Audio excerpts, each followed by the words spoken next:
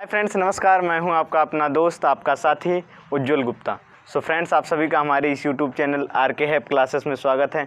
आज मैं class 11th की केमिस्ट्री स्टार्ट करने जा रहा हूं, तो आप लोग प्रयास कीजिएगा, हमारे साथ इसी प्रकार से बने रहिएगा। मैं वादा करता हूं आप लोगों को शुरू से लेकर अंत तक जितने भी चैप्टर्स हैं आपके क्रम से सभी के वीडियोज़ आप लोगों को प्रोवाइड करने का पूरा प्रयास करूंगा। तो देखिए, आज मैं एक चैप्टर आपका जो क्लास 11th की केमिस्ट्री का है वो है परमाणु की संरचना। उसके विषय में मैं आज आप लोगों को बताने जा रहा हूं, तो आप लोग प्रयास कीजिएगा, वीडियो के अंत तक हमारे साथ बने रहिएगा। देखिए, परमाणु की संरचना, तो सबसे पहले हमारे माइंड में एक क्वेश्चन पुटअप होता है कि परमाणु क्या होता है, व्हाट इज एटम। तो ध्यान से देखने का प्रयास कीजिएगा। यहाँ पर हमने क्या लिखा है, किसी तत्व का वह सूक्ष्मतम कण, किसी तत्व का वह स्मॉलेस्ट पार्टिकल ना, जो रासायनिक अभिक्रिया में भाग लेता है, परमाणु कहलाता है। तो आप लोग ध्यान दीजिएगा, कोई तत्व है, किसी तत्व का सबसे ज़्यादा स्मॉलेस्ट पार्टिकल, इतना स्मॉलेस्ट कि उसके अंदर केवल इतनी एबिलिटी हो कि वह किसी केमिकल रिएक्शन में पार्टिसिपेट कर सके, तो वो क्या कहलाएगा, परमाणु कहलाएगा। और दूसरी चीज़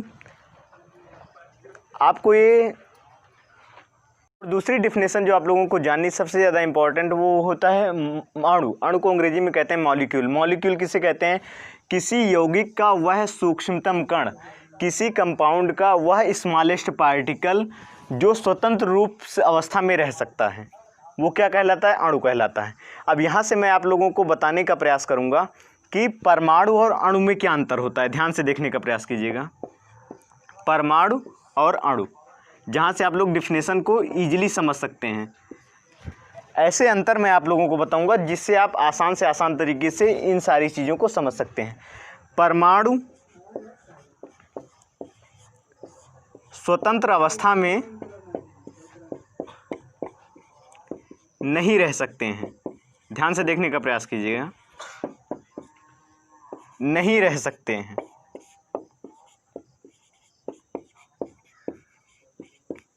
हाँ, आप लोग भी हमारे साथ पेन चलाया कीजिए ना, पेन अपना स्टार्ट रखिएगा। अणु क्या होता है, अणु ध्यान से देखिएगा, यहाँ पर हमने कहा परमाणु स्वतंत्र अवस्था में नहीं रह सकता। अणु क्या होता है, अणु स्वतंत्र अवस्था में रह सकता है, अणु स्वतंत्र अवस्था में रह सकता है। और दूसरी चीज जो आप लोगों को ज़्यादा इंपॉर्टेंट है समझना, दूसरी चीज़ क्या, हमने बताया कि परमाणु स्वतंत्र अवस्था में नहीं रह सकता है और अणु स्वतंत्र अवस्था में रह सकता है। और दूसरी चीज़ जो आपकी इसमें बताया गया क्या, ये किसी तत्व का सूक्ष्मतम कण होता है। ये क्या होता है, ये किसी परमाणु जो होता है, एटम जिसे कहते हैं, वो किसी एलिमेंट का स्मॉलेस्ट पार्टिकल होता है, किसी तत्व का सूक्ष्मतम कण होता है। जबकि अणु जो होता है ये किसी कंपाउंड का या किसी यौगिक का सूक्ष्मतम कण होता है, स्मॉलेस्ट पार्टिकल होता है किसी, यहाँ पर आप लिख सकते हैं इसको मॉलिक्यूल, और यहाँ पर आप इसे कह सकते हैं एटम। दूसरी चीज़ जो आप लोगों को समझनी जरूरी है, वो ध्यान से समझने का प्रयास कीजिएगा, कहीं पर कोई भी दिक्कत नहीं होगी। देखिएगा, जैसे मान लीजिए आपसे जनरली क्वेश्चन पुटअप किया जा सकता है कि क्या जितने तत्व की संख्या है, मतलब हमारे प्रकृति में, हमारे नेचर में तत्वों की संख्या जितनी है, क्या उतनी ही परमाणुओं की संख्या है? नहीं, बिल्कुल नहीं। जितने तत्व की संख्या है उससे अधिक परमाणुओं की संख्या है हमारी इस प्रकृति में, ठीक ना। हमारी इस प्रकृति में जितने अधिक तत्व पाए जाते हैं उससे अधिक संख्या में परमाणु पाए जाते हैं। ये चीज़ आपको क्लियर होनी चाहिए। कैसे, आगे मैं सारी चीज़ें आपको डिटेल में बताने का प्रयास करूँगा। अब दूसरी चीज़ क्या होता है, देखिए, परमाणु जो होते हैं रासायनिक अभिक्रिया में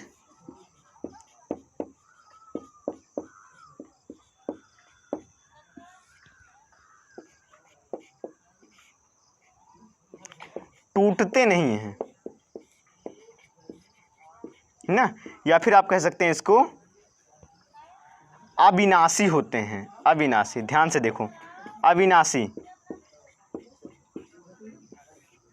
अविनाशी होते हैं। अविनाश मतलब जिनका विनाश ना हो सके, ऐसे समझने का प्रयास कीजिए, ठीक ना। अविनाशी होते हैं मतलब रासायनिक अभिक्रिया में ये क्या होता है, जैसे मान लीजिए आपने हाइड्रोजन परमाणु के साथ कोई रिएक्शन कराया, ठीक ना, तो हाइड्रोजन परमाणु अपनी अवस्था में अभिक्रिया के दौरान, रासायनिक अभिक्रिया के दौरान परिवर्तन नहीं लाएगा, वो हाइड्रोजन से हीलियम नहीं बन सकता, ठीक है ना, ऐसा नहीं हो सकता उसके केसेस में। जबकि अणु रासायनिक अभिक्रिया में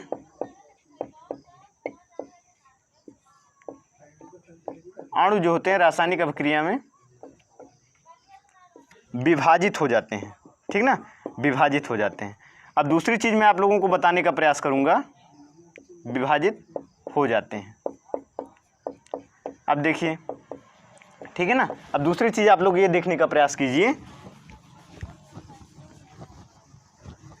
कि परमाणु ना, अब मैं आपको परमाणु के विषय में कुछ बताने का प्रयास करूंगा, आप लोग आसान से आसान तरीके से समझ जाएंगे, ठीक ना। ध्यान से देखें, परमाणु में आप लोग एक चीज़ समझते हो, परमाणु, ठीक ना, परमाणु आपको समझ में आ गया।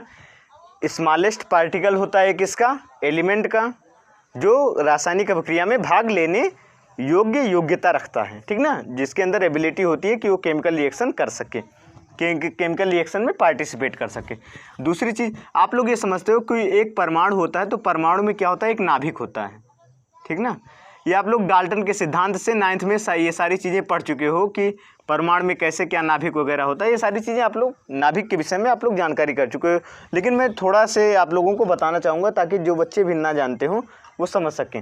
देखिए, जो नाभिक होता है, नाभिक के अंदर प्रोटॉन और न्यूट्रॉन पाया जाता है, ठीक है ना, नाभिक के अंदर क्या पाया जाता है, प्रोटॉन और न्यूट्रॉन। प्रोटॉन पर हमेशा जो होता है, प्रोटॉन पर हमेशा होता है पॉजिटिव चार्ज ना, जिसको हिंदी में कहते हैं धनावेश। और आपका जो न्यूट्रॉन होता है, न्यूट्रॉन वो उदासीन होता है, मतलब ना पॉजिटिव ना नेगेटिव। दूसरी चीज़, इलेक्ट्रॉन जो होता है इसके चारों ओर चक्कर लगाता है, नाभिक के चारों ओर कौन चक्कर लगाता है, इलेक्ट्रॉन। इलेक्ट्रॉन पर कौन सा आवेश होता है, इलेक्ट्रॉन जो होता है उस पर ऋण आवेश होता है, यानी निगेटिव चार्ज। ध्यान से देखिए, नेगेटिव चार्ज। अब यहाँ पर आपको ये समझना है कि यहाँ पर 2-3 चीज़ें आप लोगों से जनरली पूछी जाती हैं कि किस प्रकार से आप द्रव्यमान संख्या निकालेंगे, किस प्रकार से आप, और सारी चीज़ें जैसे परमाणु क्रमांक क्या होते हैं, तत्व क्या होते हैं, ये सारी चीज़ें अभी आपको समझनी है। तत्वों का इलेक्ट्रॉनिक विन्यास कैसे किया जाता है, मैं आपको पूरी जानकारी 5 से 6 लेक्चर में देने का प्रयास करूँगा। तो देखिए, जैसे मैंने बताया इलेक्ट्रॉन पर नेगेटिव चार्ज होता है। अब देखिए, यहाँ पर एक सूत्र जो आप लोगों को जानने योग्य है, जो आपके लिए बहुत ज़्यादा इंपॉर्टेंट है, वो ये है, A बराबर P+N। A बराबर होता है द्रव्यमान संख्या, द्रव्यमान संख्या बराबर क्या होता है, P यानी प्रोटॉनों की संख्या, प्रोटॉनों की संख्या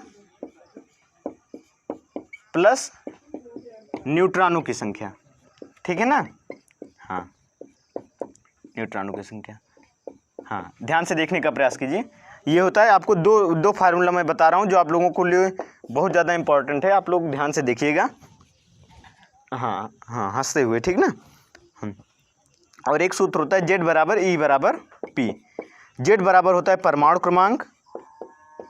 आप लोग कॉपी पेन साथ लेकर बैठा कीजिए, क्योंकि ताकि जो भी चीज़ें आप लोग लिखेंगे तो राइटिंग से क्या होता है, चीज़ें आपको मतलब ज़्यादा समय के लिए मेमोरी में आपके हो जाती हैं, ठीक ना।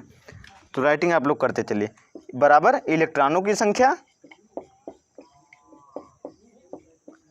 इलेक्ट्रॉनों की संख्या बराबर प्रोटॉनों की संख्या, ठीक है ना, प्रोटॉनों की संख्या। अब देखिए, ये आप लोग दोनों फार्मूला ध्यान से देखिएगा। A बराबर P+N और परमाणु क्रमांक बराबर इलेक्ट्रॉनों की संख्या बराबर प्रोटॉनों की संख्या। ये किस प्रकार से होता है देखिएगा। इससे आपको मान लीजिए आपको दे दिया गया, किसी एक एटम का मान लीजिए आपको दे दिया गया एल्यूमिनियम का परमाणु क्रमांक कितना होता है, 13 होता है ना। दो कम से कम आप प्रयास कीजिए कि जो मैक्सिमम लगभग कम से कम आपका जो मिनिमम आपको 30 तत्व का जो है परमाणु क्रमांक याद रखना जरूरी है यहाँ पर, ठीक ना। वैसे तो आपको पूरी पीरियाडिक टेबल याद करनी चाहिए। अगर आपको पीरियाडिक टेबल ना समझ में आए तो मैंने पिछले वीडियोज़ में बताया है कि आप उसे कैसे याद कर सकते हैं, आप वहाँ से जाकर देख सकते हैं। अब देखिए, ठीक ना। अब एल्युमिनियम का परमाणु क्रमांक कितना होता है? 13 होता है, ठीक है ना। अब देखिए 13 होता है, तो मान लीजिए एल्युमिनियम का परमाणु क्रमांक 13 है, Z बराबर 13। तो अगर मान लें हम इसमें पूछ लें कि इसमें कितने इलेक्ट्रॉन भरे जाएंगे, हाँ सही कहा आपने कि Z बराबर E बराबर P। तो Z बराबर क्या है? परमाणु क्रमांक, और परमाणु क्रमांक बराबर होता है इलेक्ट्रॉनों की संख्या। तो यानी अगर इसका परमाणु क्रमांक 13 है तो इसमें इलेक्ट्रॉन भी कितने भरे जाएंगे? 13 ही भरे जाएंगे, ठीक है ना, समझ गए। तो मान लीजिए आपको दे दिया गया Z बराबर 13, E बराबर 13 ना, E बराबर तो 13 दिया ही गया है, N बराबर 10। तो यहाँ से कह दिया जाए आप इसकी द्रव्यमान संख्या निकालिए, ठीक ना। मान लीजिए आपको दो मान दे दिया गया, इसको हटा दीजिए आप। मान लीजिए दे दिया गया Z बराबर 13, E बराबर 13, N बराबर 10। तो आपको कह दिया जाए A बराबर क्या होगा, तो आप क्या करेंगे? A बराबर पहले आप फार्मूला लिख लीजिए P + N। अब ध्यान से देखिए, यहाँ पर Z बराबर कितना है? 13। तो P बराबर कितना हो जाएगा? Z बराबर P के ना, क्योंकि Z बराबर E के और Z बराबर P के। तो Z बराबर क्या है? P। तो यहाँ पर भी P बराबर कितना हो जाएगा? 13 प्लस N बराबर कितना दिया गया है? 10। तो यहाँ पर A का मान कितना हो जाएगा? A बराबर हो जाएगा 23, ठीक है ना। इसी प्रकार से एक आध सवाल और देख लीजिए आप। जैसे मान लीजिए आपको दे दिया गया कि A बराबर 20, E बराबर 10 के, तो N का मान बताइए, ठीक ना।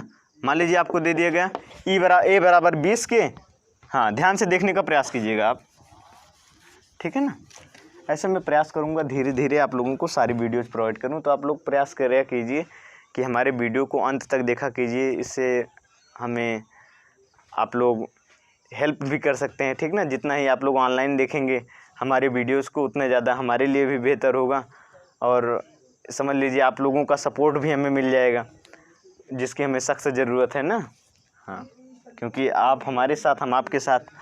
हाँ देखिए, अब N बराबर क्या होगा ना, तो यहाँ देखिए A बराबर 20 है, A बराबर P + N, फार्मूला आप लिख लीजिए, ठीक है ना, क्योंकि आप इसी तरीके से हमारी मदद भी कर सकते हैं। देखिए A बराबर P + N, हमारे वीडियोस को आप लोग अंत तक देखा कीजिए, ठीक ना। प्रयास किया कीजिए, आप लोगों से निवेदन है, आप लोगों को सलाह है, जो भी आप लोग समझिए, ठीक ना। A बराबर P + N। अब यहाँ से देखिए A का मान कितना दिया गया है? 20 दिया गया है। अब P का मान कहाँ पे है भैया? P का मान दिख रहा है आपको? हाँ बिल्कुल सही। देखिए क्या, Z बराबर E, E बराबर P के। अब E का मान कितना दिया गया? E का मान दिया गया है 10।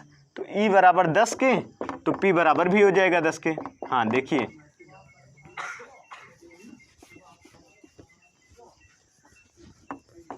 P बराबर 10। देखिए अब P बराबर कितना हो गया? 10।